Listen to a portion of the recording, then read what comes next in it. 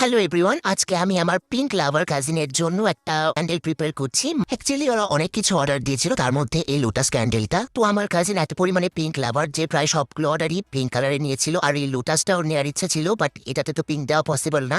তবুও চেয়েছিল যাতে একটু হালকা কালার হয়, বাট আমার একটু বেশি কালার হয়ে গেছে পানির মধ্যে। তো যাই হোক, ওর ইচ্ছা রাখতে লোটাসের ফুলগুলোকে পিঙ্ক কালার দিয়েছিলাম। এখানে কিছু পাতাও বানিয়ে নিয়েছি, আর লোটাসের যে জিপসাম বোলটা বানিয়েছিলাম তার মধ্যে এটা সেট করলাম। এটা হচ্ছে লোটাস ক্যান্ডেলের ফাইনাল লুক। আমার ইচ্ছা ছিল যে সিলার ডে এটাকে কোট করবো, বাট অতটা শুকানো পর্যন্ত টাইম পাইনি।